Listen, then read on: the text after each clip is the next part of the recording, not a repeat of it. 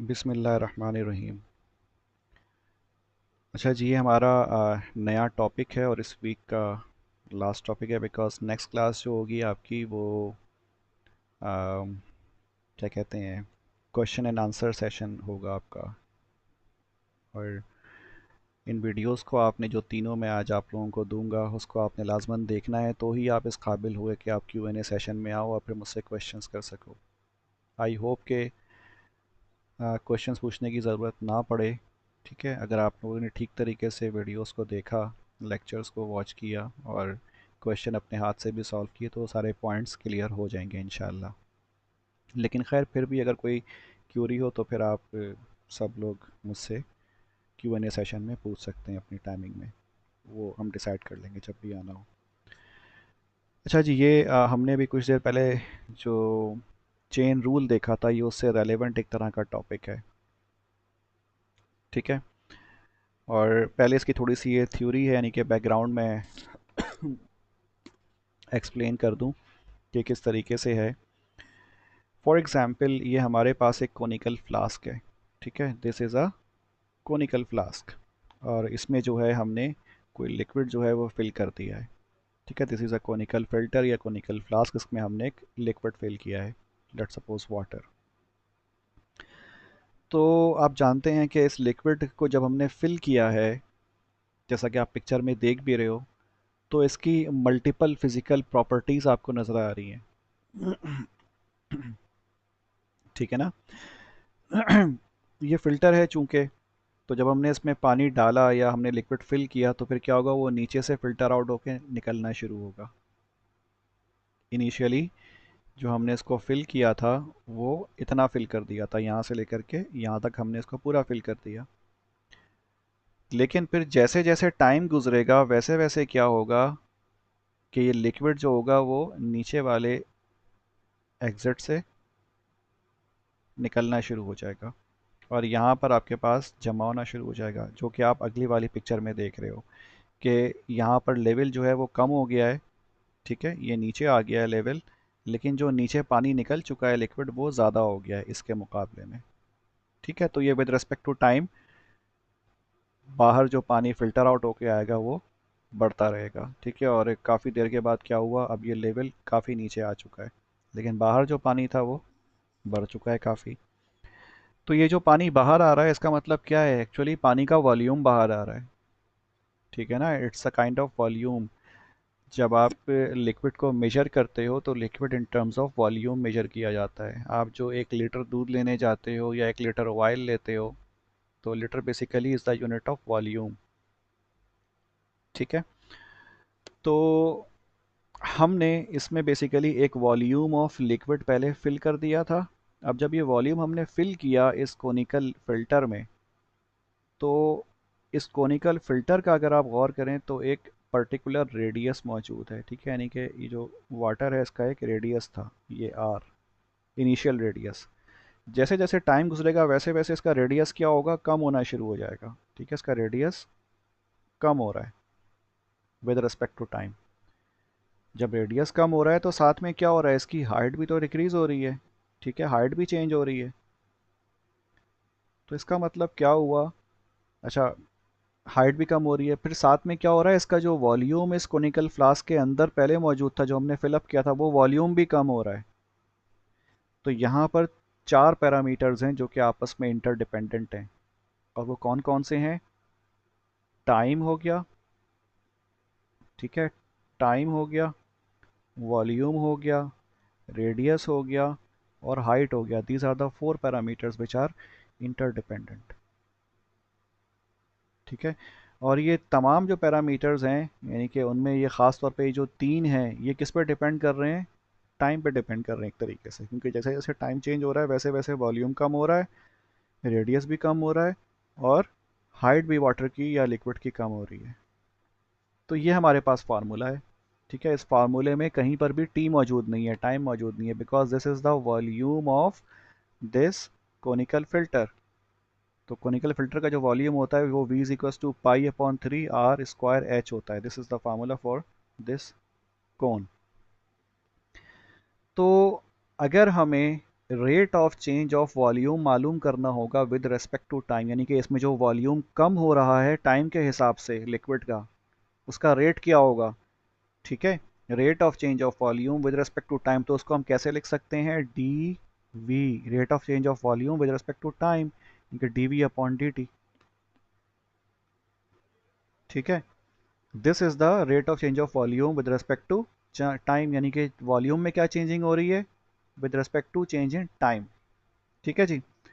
तो जब हम ये काम करेंगे तो बेसिकली हम क्या कर रहे हैं, हम ये कर रहे हैं D we upon D t is equal to d upon D T of pi by three, pi by three r square h. ठीक है, हम ये काम कर रहे हैं। ओके, तो अब मसला क्या है, मसला ये है कि हम इसको डिफ्रेंशिएट कैसे करेंगे। यहाँ पे जो आर स्क्वायर है, ठीक है ना, ये जो आर स्क्वायर एच है, ठीक है, pi by three r square h, इसको हम डिफ्रेंशिएट कैसे करेंगे विद रिस्पेक्ट टू टाइम। तो यहाँ हम क्या यूज़ करते हैं, फिर चेन रूल इस्तेमाल करते हैं। ठीक है, लेकिन अगर आप गौर करें यहाँ पे आर स्क्वायर और एच दो वेरिएबल्स हैं और दोनों का मल्टीपल यानी कि प्रोडक्ट है, so we will use here the product formula यानी कि यू इंटू वी फार्मूला। तो इसीलिए यू इंटू वी फार्मूला इस्तेमाल किया हुआ है। ठीक है, तो यहाँ पे इसको डिफ्रेंशिएट करके दिखाया हुआ है। मैं इसको सिंपल तरीके से जो है मैं यहाँ पे कर देता हूँ या समझा देता हूँ आपको कि देखें पाई बाई थ्री तो कांस्टेंट है, तो इसीलिए कांस्टेंट बाहर आ गया। ठीक है, उसके बाद फिर u है, u क्या है, आर स्क्वायर है, तो ये क्या लिखा हुआ है, आर स्क्वायर। ठीक है जी। अगला वाला क्या है हमारे पास, h है, h इज़ v, तो इस h को आपने डिफ्रेंशिएट करना है, यानी कि यहाँ पे क्या लिखा हुआ था, d upon D T of h। तो ज़ाहिर डिफ्रेंशिएट तो हो नहीं सकता ना ये, क्योंकि ये तो विद रिस्पेक्ट टू टाइम है। तो आप क्या करोगे, इसको आप ऐसे ही D H upon D T लिख दोगे। तो यहाँ पे क्या लिखा हुआ है, D H upon D T, यानी कि rate of change of height with respect to time. समझ आ रही है बात। अच्छा, अगला स्टेप क्या हुआ, प्लस फार्मूले का आता है। ठीक है, फिर क्या आ गया, यहाँ पे v आ गया, what is v, v is h। सही है जी। फिर आपने क्या करना है, डिफ्रेंशिएट करना है आर स्क्वायर को विद रिस्पेक्ट टू टाइम। यहाँ आ जाता है क्या, आपका चेन रूल। तो आपसे अगर हम कहें कि d upon D T of r square करें, ठीक है, क्या मुसीबत है, एक तो साफ लिखा भी नहीं जाता, d upon D T of r square, तो ये क्या होगा। If you remember, first of all, we will differentiate with respect to the power here। ठीक है, तो यहाँ पे पावर क्या कह रही है, 2 है, तो ये क्या हो जाएगा 2r।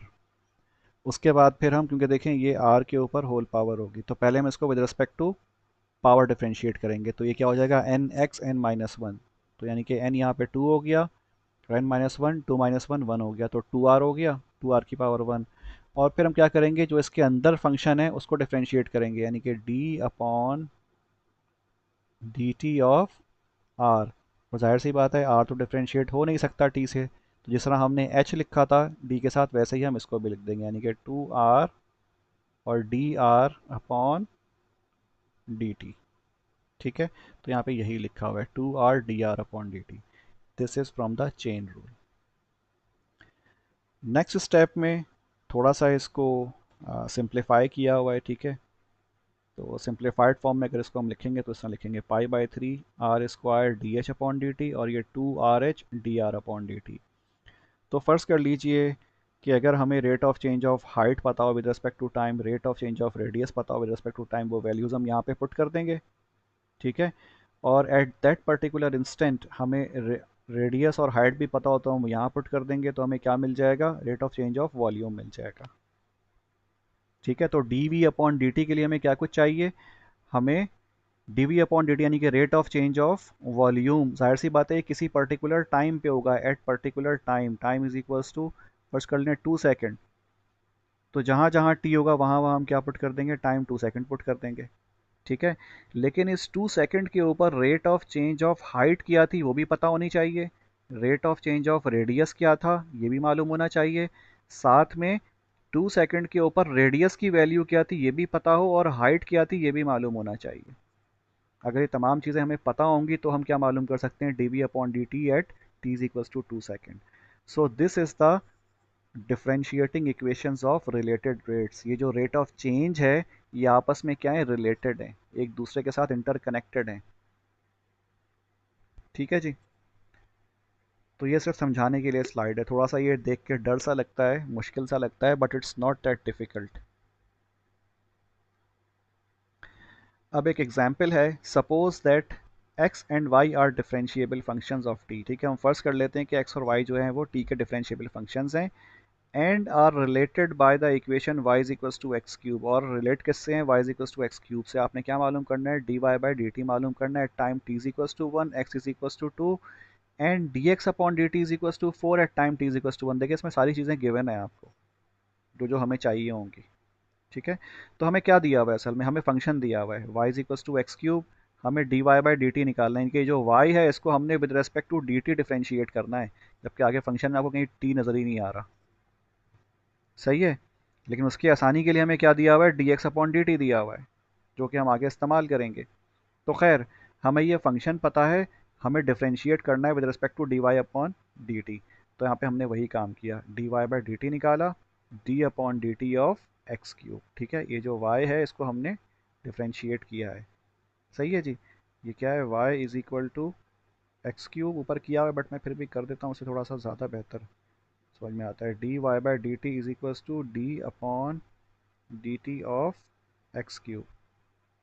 ठीक है, तो चेन रूल यूज़ करेंगे आप पहले पावर से। ठीक है, तो ये क्या हो जाएगा, 3x² D upon D T of x. अब पावर के अंदर जो हमारे पास फंक्शन था यानी कि x, तो उसको डिफ्रेंशिएट करेंगे, तो ये क्या हो जाएगा, 3x² D x upon D T. ठीक है जी। तो ये हमारे पास क्या आ गया, D Y by D T आ गया। करना क्या था आपको, डी वाई डी टी मालूम करना था time t is equals to 1। ठीक है, तो हम क्या करते हैं, मैं इधर करता हूँ अब, ये d Y by D t at time t is equal to 1 is equal to, यहाँ पे क्या होगा, 3x² और d x upon D T. ठीक है, अब देखें राइट साइड पे हमारे पास कहीं पर भी t मौजूद नहीं है, तो हमें t is equal to 1 put करने की ज़रूरत नहीं है। हमें क्या क्या पता है, हमें x की वैल्यू पुट करनी है और dx अपॉन dt पुट करना है। ठीक है, तो यहाँ पे गिवन है, हमें dy बाई dt मालूम करना है, time t is equal to 1, अगर x की वैल्यू क्या है, 2 है, तो हम सिंपली क्या करते हैं, 3 2 square, D x upon D T क्या है, 4 के बराबर है, तो ये 4 आ गया। ठीक है जी, तो 3 और ये 4 मल्टीप्लाई बाय 4, तो 4 4 16, 16 3 ज़ार, ठीक है, 48। तो ये हमारा जवाब आ गया। यही काम यहाँ पे किया हुआ है, इसको पहले डिफरेंशिएट कर दिया, डिफरेंशिएट करने के बाद d Y by D t at t is equals to 1 निकाल लिया। ठीक है, एक्स की वैल्यू 2 पुट कर दी, D x upon D T T is equals to 1 पे क्या था वो पुट कर दिया, यहाँ पे गिवन है, and d x upon D t is equals to 4 at time t is equals to 1। कि जब time t is equals to 1 था तो रेट ऑफ चेंज क्या था। ठीक है, और उसी वक्त एक्स की वैल्यू क्या थी, ये दोनों हमें गिवन है, तो सिंपल वैल्यूज पुट करनी है। अब आ जाएं, थोड़ा सा मुश्किल क्वेश्चन है ये, इसलिए ध्यान से कीजिएगा या समझिएगा। Assume that oil spilled from a ruptured tanker spreads in a circular pattern। ठीक है, ये आप देख रहे हैं, ये एक ऑयल टैंकर, जो पानी के जो बड़े बड़े जहाज़ होते हैं जो कि ऑयल टैंकर होते हैं, ऑयल लेकर के एक मुल्क से दूसरे मुल्क जाते हैं समंदरी रास्ते, तो ये वो ऑयल टैंकर है। ये रप्चर हो गया, इसमें सुराख हो गया, जब सुराख होगा तो क्या होगा, इसमें से तेल स्पिल होना शुरू होगा, और स्पिल जो है उसका जो पैटर्न आप देख रहे हैं वो पैटर्न क्या है, एक सर्कुलर पैटर्न है, अज्यूम कर लीजिए this is a circular pattern. तो शुरू में तेल कम होगा, फिर ये बढ़ रहा होगा आहिस्ता आहिस्ता। ठीक है, इस तरह क्या हुआ, ये मज़ीद बढ़ेगा, तो एक तरह से क्या हो रहा है, इसके रेडियस में इजाफा हो रहा है। ठीक है, विद रेस्पेक्ट टू टाइम, जैसे जैसे टाइम गुजरेगा ऑयल का स्पिल का जो रेडियस होगा वो क्या होगा, बढ़ना शुरू हो जाएगा, यानी कि ज़्यादा अमाउंट में बाहर तेल बाहर निकलेगा जैसे जैसे जैसे टाइम गुजरेगा। तो विद रेस्पेक्ट टू टाइम ये जो रेडियस आप देख रहे हैं, रेडियस क्या हो रहा है, इंक्रीज हो रहा है। इनिशियली 0 था, टाइम टी 1 सेकंड हुआ, थोड़ा तेल निकला, 2 सेकंड हुआ, मजीद तेल निकला, 3 सेकंड और तेल, तो ये क्या होगा, रेडियस बनता बनता फिर ये बड़ा होना शुरू हो जाएगा। सही है जी। तो ये तो इसका ये हो गया कि टाइम और रेडियस का रिलेशनशिप है यहाँ पर कुछ ना कुछ मौजूद। और चूंकि यहाँ पर जो पैटर्न है वो कौन सा है, सर्कुलर है, तो इसीलिए यहाँ पे फार्मूला किसका लगेगा, सर्कल का फार्मूला लगेगा। सिंपल। ठीक है। खैर, तो assume that oil spilled from a ruptured tanker spreads in a circular pattern, ठीक है, whose radius increase at a constant rate of 2 feet per second। अच्छा जी, अब इसमें ये भी बता दिया गया कि जो रेडियस है ना वो एक कांस्टेंट रेट से बढ़ रहा है, और वो रेट क्या है, 2 फीट पर सेकेंड है। तो रेट क्या हो गया, किसका रेट है, ये रेडियस के बढ़ने का है। यानी कि इसको हम क्या कह सकते हैं, d are upon D t is equal to 2 feet per second. ठीक है, रेडियस में change with respect to time में चेंज, ये कांस्टेंट वैल्यू है, ये चेंज नहीं हो रही। हर सेकंड में 2 फीट जो होगा ये रेडियस बढ़ जाएगा। ठीक है जी, ये हमें गिवन है। How fast is the area of the spill increasing when the radius of the spill is 60 feet. ठीक है, अब हमें बताना है कि जब इसका रेडियस 60 फीट हो चुका होगा तो उस वक्त जो एरिया ऑफ द स्पिल होगा, यानी कि ये पूरा पूरा एरिया, ठीक है, ये पूरा पूरा एरिया ये किस स्पीड से बढ़ रहा होगा। जाहिर सी बात है, जब रेडियस बढ़ेगा तो एरिया भी बढ़ेगा, सिंपल सी बात है। रेडियस की इंक्रीमेंट कांस्टेंट है, 2 फीट पर सेकेंड, टाइम के हिसाब से। तो हमें बताना है कि जब 60 फीट जब रेडियस हो चुका होगा तो उस वक्त एरिया का रेट ऑफ इंक्रीमेंट क्या होगा। तो उसके लिए हमें क्या मालूम करना होगा, हमें पहले एरिया ऑफ द सर्कल पता होना चाहिए। ठीक है, हमें एरिया का मालूम करना है ना, यानी कि डी ए अपॉन डी टी निकालना है। ठीक है, ये क्वेश्चन मार्क है, एरिया ऑफ द सर्कल या area of the spill with respect to time. चलें देखते हैं इसको सॉल्व कैसे किया हुआ है। यहाँ पे पहले क्या किया, लेट किया, फर्स्ट कर लिया, t इज इक्वल्स टू क्या है, number of seconds ellipse for the time of the spill, यानी कि टाइम हो गया ये। ठीक है, कितने सेकंड्स गुजरे हैं स्पिल होने के। r is the radius of the spill in feet after t seconds. ठीक है, r जो है वो रेडियस है स्पिल का इन फीट आफ्टर टी सेकंड। ठीक है, इतने फीट स्पिल हुआ आफ्टर टी सेकंड। अब वो कोई सा भी टाइम होगा उसमें आप फीट में कैलकुलेट कर सकते हो आर को। A is the area of the spill in feet square after T second. ठीक है, ये तीन हमारे पास वेरिएबल्स आ गए। अब हमें क्या चीज़ पता है और हमें क्या मालूम करना है, तो मैंने बता ही दिया है कि आपको D A upon D T निकालना है, यानी कि rate of change of area निकालना है स्पिल का विद रिस्पेक्ट टू टाइम। कब, जब स्पिल 60 फीट हो चुका हो, यानी कि r is equals to 60 feet हो चुका हो। ठीक है, तो आप ये देख रहे हैं जो सिंबल इस्तेमाल किया हुआ है ना, वर्टिकल बार, इसको हम एट भी कहते हैं कि एट दैट पर्टिकुलर इंस्टेंट। ठीक है, तो ये rate of change of area with respect to time निकालना है, कब, when r is equals to 60, जब आर की वैल्यू क्या हो, 60 हो। ठीक है, ये हमें मालूम करना है। हमें क्या गिवन है, हमें rate of change of radius given है विद रिस्पेक्ट टू टाइम, वो क्या है, 2 फीट पर सेकेंड हमें गिवन है, ये हमें पता है। फिर हमें फार्मूला भी मालूम है एरिया का सर्कल के, A is equals to pi are square होता है। ठीक है, जाहिर है हमें रिलेशन तो चाहिए होगा ना जिसको हम डिफरेंशिएट करेंगे। तो रिलेशन कौन सा होगा, डेफिनेटली सर्कल है, इसका एरिया है, इसका रेडियस है, और टाइम भी मौजूद है। ठीक है, तो हमने पहले एरिया का फार्मूला देखा, area is equals to pi are square होता है। इसको हम डिफरेंशिएट करेंगे तो सिंपली क्या हो जाएगा, d A upon D t, because हमें टाइम के हिसाब से इसको डिफरेंशिएट करना है, तो ये d upon D T of pi are square हो जाएगा। अब पाई तो कांस्टेंट होता है, तो पाई आप पीछे लेके आ गए, d upon D T of r square हो गया। अब ये आर स्क्वायर है तो यहाँ पे चेन रूल इस्तेमाल हो जाएगा। कैसे करोगे, पाई, ठीक है, और ये 2r, ठीक है, 2r हो गया, और d upon D T of r, यानी कि इसको आप ये भी लिख सकते हो, 2 पाई 2r और D R upon D T. ठीक है, तो आप देखें यहाँ पे वही लिखा हुआ है, 2 pi R D are upon D T, D A upon D T इसके बराबर है। सही है, तो हमारे पास अब ये डेरिवेट हो गया, यानी कि rate of change of area with respect to time आ गया in terms of radius and rate of change of radius. ठीक है जी, अब हमें सिंपल वैल्यूज पुट करनी है, क्योंकि हमें rate of change of area निकालना था कब, at time sorry at radius is equal to 60। जब रेडियस 60 होगा तो हम यही काम करेंगे। यहाँ पे हम क्या करेंगे, 2 पाई आर की जगह पे क्या पुट करेंगे, जब रेडियस 60 होगा, D R upon D T हमें पता है कांस्टेंट है, और वो कितना है, 2 फीट पर सेकेंड है, तो आपने 2 फीट पुट कर दिया। यही चीज़ देखें यहाँ पर करी हुई है। ठीक है, d upon D t at r is equal to 60। ठीक, तो आपने आर 60 पुट कर दिया और D R upon D T आपने 2 पुट कर दिया। सॉल्व करेंगे कितना आ जाएगा हमारे पास, 240 पाई फीट स्क्वायर पर सेकंड आ जाएगा। ठीक है जी। और अगर आप पाई से भी इसको निकाल दो, मीन्स नंबर में कन्वर्ट कर दो, तो ये आ जाएगा 754 फीट स्क्वायर पर सेकेंड। खैर जो भी आपकी मर्ज़ी, आप आंसर लिख सकते हैं। So this was the solution of this question. तो सवाल समझना असल है, और फिर सवाल को हमने कन्वर्ट करना है अपनी मैथमेटिकल एक्सप्रेशंस में, और बस डिफ्रेंशिएट करना है।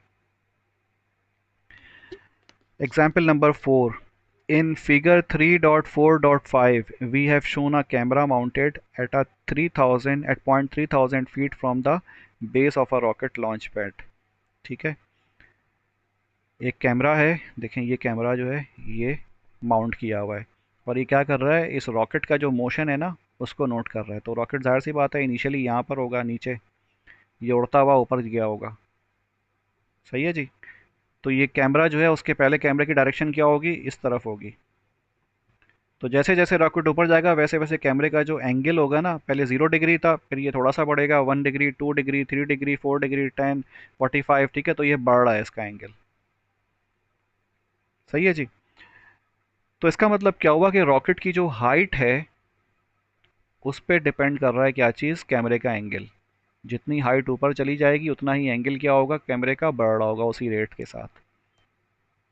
ठीक है जी। और ये एंगल क्या होगा, एंगल ऑफ एलिवेशन होगा।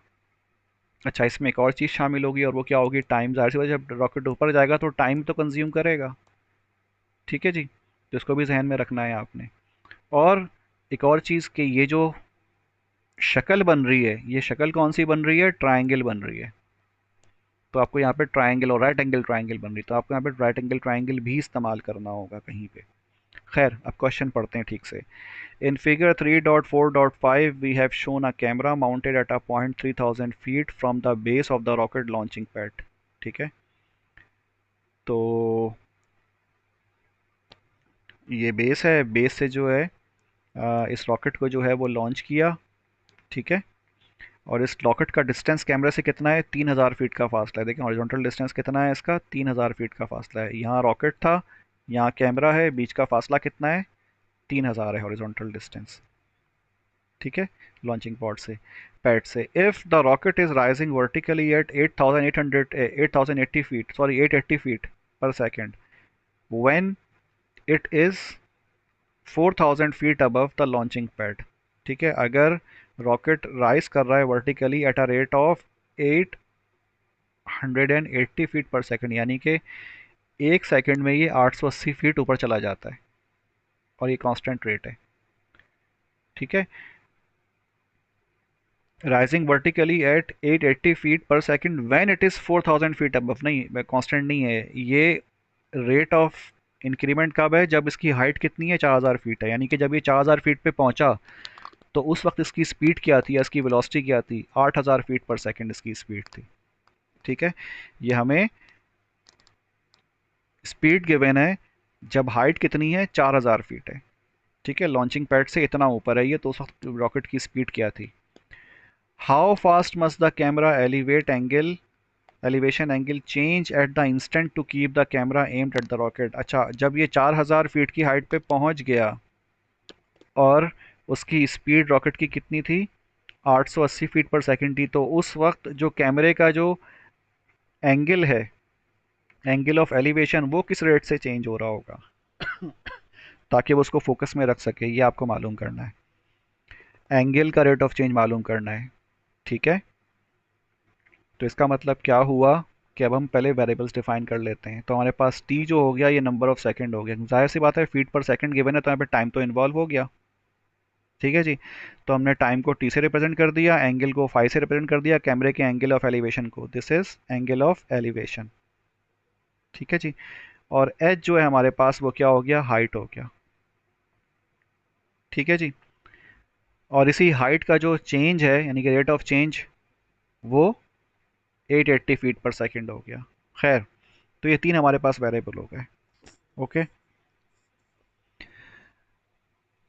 अच्छा जी, तो अब हमें मालूम क्या करना है, हमें मालूम करना है rate of change of angle of elevation when the height of the rocket was 4000। तो उसकी एक्सप्रेशन क्या बनेगी, d phi upon D t when h is equal to 4000 feet.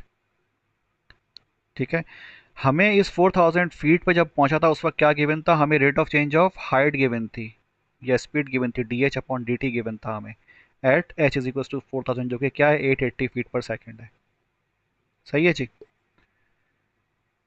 तो हमें ये मालूम है, हमें मालूम करना है d phi upon D t मालूम करना है। तो हम क्या करते हैं, हम सिंपली टेन फाई यूज़ करते हैं, क्योंकि देखें जो चीज़ हमें नोन होती है हम उसको इस्तेमाल करने की कोशिश करते हैं। हमें यहाँ पे बेस पता है, हमें एंगल भी फाई की फॉर्म में पता है, हमें एच भी पता है, हमें हाइपोटेन्यूस नहीं मालूम। ठीक है जी। हमें हाइपोटेन्यूस नहीं पता, तो हम रिलेशन कौन सा बनाएंगे, परपेंडिकुलर और बेस का बनाएंगे फंक्शन, जो कि इंक्लूड हो जाए इसमें। तो इसीलिए यहाँ पे हमने कौन सा फंक्शन यूज़ किया, टेन यूज़ किया। टेन में परपेंडिकुलर एच है और बेस क्या है, 3000 फीट है। ओके। तो इसमें अब दो अननोन है हमारे पास, टेन फाई यानी कि फाई और एच। ठीक है जी। तो हमें क्या मालूम करना है, हमें d phi upon D t करना है। Then what we will do, we will differentiate both side with respect to t. ठीक है। तो ये d upon D T of tan phi is equal to d upon D T of h upon 3000।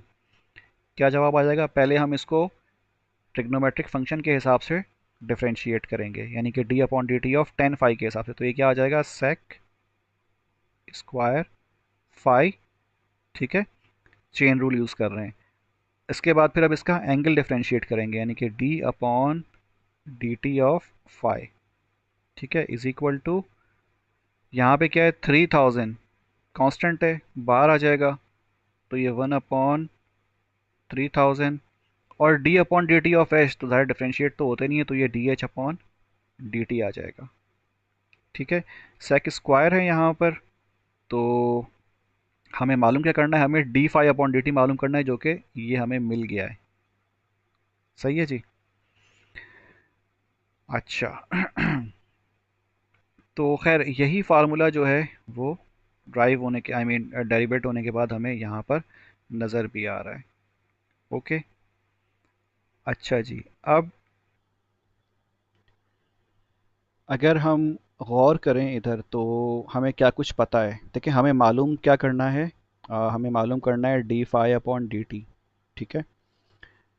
तो ये तो हम मालूम करेंगे। हमें क्या कुछ चाहिए मालूम करने के लिए, हमें d H upon D t चाहिए। ठीक है, ये हमें गिवन है, D H upon D t at h is equal to 4000, ये हमें पता है। 1/3000 ये कांस्टेंट वैल्यू है, मसला नहीं है। मसला किस चीज़ का है, सेक स्क्वायर पाई का मसला है। ठीक है। This is the issue. तो ये हम कैसे मालूम कर सकते हैं सेक स्क्वायर फाई, और जाहिर सी बात है हमें जो d phi upon D t मालूम करना है ये at h is equals to 4000 मालूम करना है। तो यानी कि ये जो सेक स्क्वायर फाई होगा ये भी एच इज इक्वल्स टू 4000 से ही रिलेट करता होगा। तो हम मालूम कर सकते हैं इस ट्राइंगल को इस्तेमाल करते हुए, एच इज इक्वल्स टू 4000। तो देखें एच इज इक्वल्स टू 4000, ये परपेंडिकुलर हो गया। बेस हमें डिस्टेंस मालूम है, distance will always remain same, कितना है 3000, तो ये 3000 फीट हो गया। ठीक है जी। और सेक का मतलब क्या होता है, sec is the inverse of cos theta. ठीक है। तो कॉस में क्या होता है, बेस अपॉन हाइपोटेन्यूस, तो ये क्या हो जाएगा हाइपोटेन्यूस अपॉन बेस। तो हाइपोटेन्यूस हमारे पास 5000 और बेस कितना हो जाएगा हमारे पास 3000। ठीक है जी। तो ये वही लिखा हुआ है कि sec phi is equals to, अच्छा ये 5000 कैसे आया, इट्स वेरी सिंपल। आप क्या करोगे, पाइथागोरस थ्योरम इस्तेमाल करोगे। ठीक है। Hypotenuse square is equal to perpendicular square यानी कि 4000 स्क्वायर प्लस 3000 स्क्वायर और फिर ये इसका अंडर रूट हो जाएगा। तो यहाँ से आप एच निकाल लोगे, कितना आ जाएगा, 5000 आ गया। तो जो सेक फाई होगा हमारा at h is equal to 4000, वो क्या हो जाएगा, 5000 डिवाइड बाय 3000, यानी कि हाइपोटेन्यूस अपॉन बेस। क्योंकि कॉस क्या होता है, बेस अपॉन हाइपोटेन्यूस होता है। तो सेक क्या हो जाएगा, सेक हो जाएगा हाइपोटेन्यूस अपॉन बेस। ठीक है, कॉस बेस अपॉन हाइपोटेन्यूस होता है। तो ये 3 से 3 से कैंसिल, तो ये क्या आ गया, 5/3 आ गया। सही है जी। तो अब हम क्या करेंगे, सब कुछ आ गया, यानी कि सेक स्क्वायर भी आ गया हमारे पास। तो हम क्या कर सकते हैं, इसको 5/3 whole square d5/dt when h is equals to 4000 is equals to 1/3000, और dh/dt एट 4000 क्या होगा, ये होगा 880। सही है। तो अब इसमें हमारे पास एक ही अननोन है, वो क्या है, d5/dt। इसको आप राइट साइड पे ले जाइएगा, सॉल्व कीजिएगा, आपको जवाब मिल जाएगा। तो ये आगे नेक्स्ट स्लाइड पे सॉल्व भी करके दिखाया हुआ है। 5/3 का होल स्क्वायर, ठीक है, d5/dt h is equals to 4000 1/3000 880, solve किया 22/75 आ गया। ठीक है। तो ये रेडियन पर सेकंड में है, ये डिग्री पर सेकंड में है, आपकी मर्ज़ी, आप जिसमें चाहो इसका जवाब निकाल दो, मुझे कोई इशू नहीं है। ओके। लेकिन जब रेडियन में निकालेंगे उसको कन्वर्ट करने के लिए फिर आपको क्या करना होगा, डिग्री में। तो ये आपको पता होना चाहिए। ठीक है। ओके। ये हमने डिग्री से कन्वर्जन रेडियन में और रेडियन से डिग्री में हमने पहले किया हुआ एक दफ़ा, एक स्लाइड में कहीं पर। ठीक है, तो उसको देख लीजिएगा। अब ये क्वेश्चन नंबर 34 है। चलें, मैं ये आपके ऊपर छोड़ता हूँ। इसको आप ये सॉल्यूशन इसका यहाँ मौजूद है। ठीक है, ये एक्सरसाइज का क्वेश्चन है, इसका सॉल्यूशन यहाँ मौजूद है। तो ये आप ख़ुद कोशिश कीजिएगा इसको समझने की, आसान ये भी है। ठीक है, इसमें कुछ नहीं है। इसमें क्या है कि एक फ़्लाइट है, वो जा रहा है पॉइंट पी की तरफ, एक मिज़ाइल है, वो जा रहा है पॉइंट पी की तरफ। जैसे ही पॉइंट पी पे ये क्या कहते हैं, एरोप्लेन पहुंचेगा तो मिज़ाइल इसको हिट कर जाएगा। ठीक है। तो हमें यहाँ पर जो है कुछ वैल्यूज़ गिवन होंगी। सही है। और वो वैल्यूज़ कौन सी होंगी, वो आप सवाल पढ़ेंगे तो आपको पता चल जाएगा। ठीक है, कौन सी चीज़ें मालूम करनी है तो वो मालूम हो जाएगा। सॉल्यूशन इसका यहाँ मौजूद है। बस फ़र्क क्या है, जैसे पीछे वाले क्वेश्चंस में हमने यहाँ पर सिंबल्स हमने मेंशन किए थे, लेट किया था, वैसे ही आपको भी लेट करना पड़ जाएगा इधर, क्योंकि यहाँ पर डिटेल सॉल्यूशन नहीं है, ये सॉल्यूशन मैनुअल का सॉल्यूशन है। In case if you feel difficulty, next class में जो कि हमारी Q&A सेशन होगा, आप मुझसे वहाँ पे पूछ लीजिएगा। लेकिन कोशिश करिएगा इसको ख़ुद करने की, बिकॉज़ मेरे समझाने से तो समझ में शायद आ जाए, लेकिन बात तब है जब आप इसको ख़ुद कर सकें, ख़ुद समझ सकें। तो मैं बता दूं, ये क्वेश्चंस जो हैं इनकी प्रैक्टिस कीजिएगा ठीक तरीके से। ठीक है, सारे ये काफ़ी अहम क्वेश्चंस हैं, मैक्सिमा मिनिमा और जो चेन रूल है वो। ठीक है, first derivative second derivative test दोनों आपको आने चाहिए। और उसके अलावा जो है ये रिलेटेड रेट ऑफ चेंज, इसके जो न्यूमेरिकल्स हैं। ठीक है, इनमें से मैं एक एक क्वेश्चन दूंगा, एग्जैक्ट ये शायद ना हो, थोड़ा बहुत वेरिएशन होगा। ठीक है, तो वो आपको करना होगा। लेकिन अगर आपने ये समझा हुआ है ठीक तरीके से तो ही आप कर पाओगे, वरना मसला हो सकता है। इसीलिए कोशिश करें कि इसको आप ठीक तरीके से अंडरस्टैंड करें, अपने कॉन्सेप्ट्स क्लियर करें। जाहिर सी बात है, मैं क्वेश्चंस कितने भी करा लूँ, जब तक आप खुद नहीं करोगे तो बेकार वाली बात है। ओके जी, अल्लाह हाफिज़।